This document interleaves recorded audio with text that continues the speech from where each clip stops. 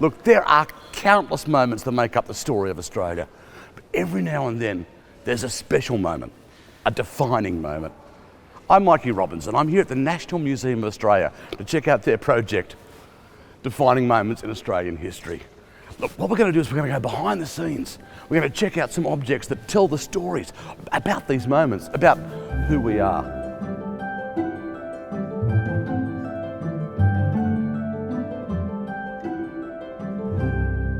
There are moments when you can feel time vibrate off objects, and this is one of those moments. These Ngunnawal tools are very, very old, and I've got Barb Paulson and Ngunnawal man Wally Bell here.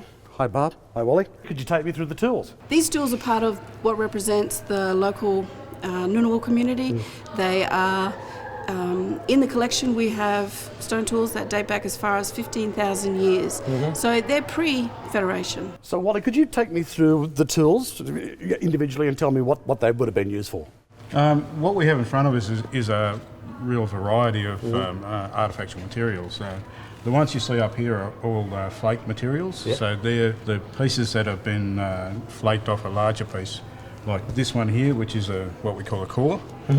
So you start off with a larger piece of material, which then has a hammerstone struck against it, which then produces this pieces that are discarded. And these would have been cutting tools? Yeah, well, most of them would have been sort of, the longer ones would have been used as like a knife or something like that, used in scraping, say, a kangaroo skin to clean the skin, or cut up meat and stuff like that as well. So who would have been responsible for making these tools? With our cultural practices, we have men's business, women's business. Most of the men manufactured the tools, and that was a process that was taught from a young age.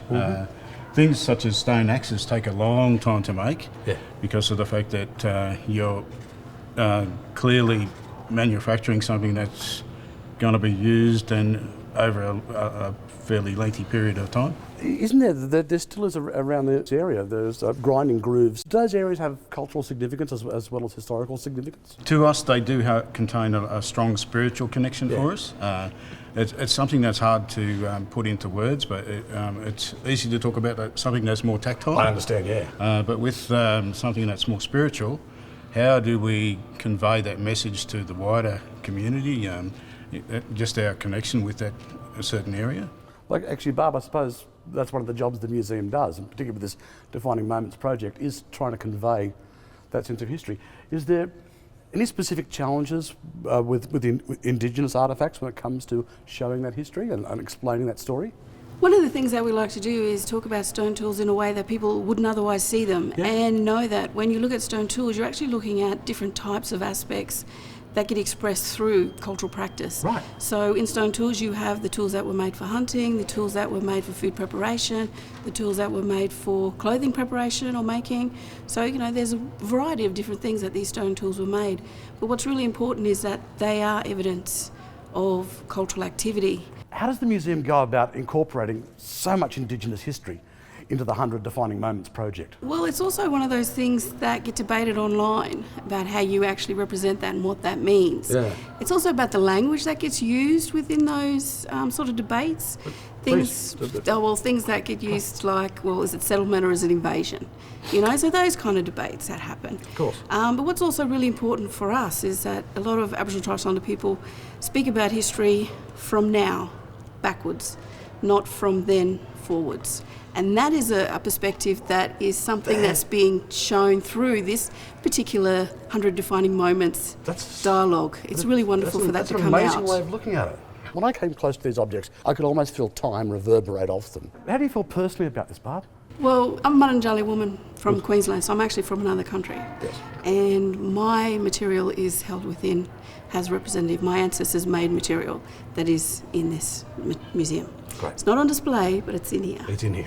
And when I actually come in and see other people's material displayed, it makes me feel like that it's the way and the context in which it's displayed. So it is a sharing of knowledge and cultural values, not just in terms of facts and figures. Yeah. When I look at stone tools particularly, I love the fact that they evidence history beyond the 200 years. they evidence history that goes way back. You know, Wally's talking about 21,000 years ago. Well, here in Canberra 21,000 years ago, you still had evidence of Ice Age. It was colder here then than what it is now. So to have people living within that environment, that takes quite a bit of skill. Technology. Yeah, and technology and understanding of the environment to actually survive in it. Wally, how does it affect you personally? It makes me feel proud as an Ngunnawal man.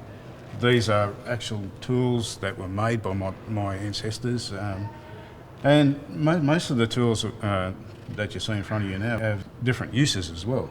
You know, you've got your hammer stones, which are used for making food products, Grinding and hammering seed and all that sort of thing to make a flour to make bread. This one here, for instance, as you can see, there's a small indentation in it as well. Yeah. So some of these, what we call multi-tools as well.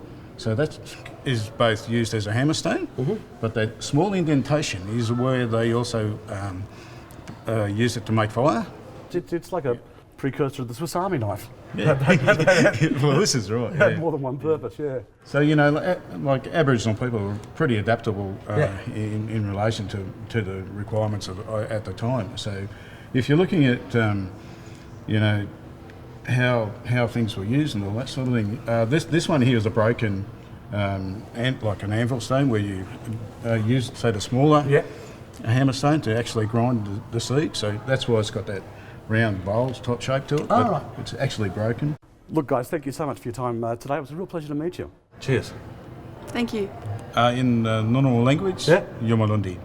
That means welcome, so Yumalundi. You're most welcome here. Thank you. Thanks for watching, but it doesn't end here. We want you to join the conversation. Go to the National Museum of Australia's website, that's nma.gov.au, and let us know what you think are the defining moments in Australian history. We'd love to hear your opinion. Once again, thanks for watching. See you soon.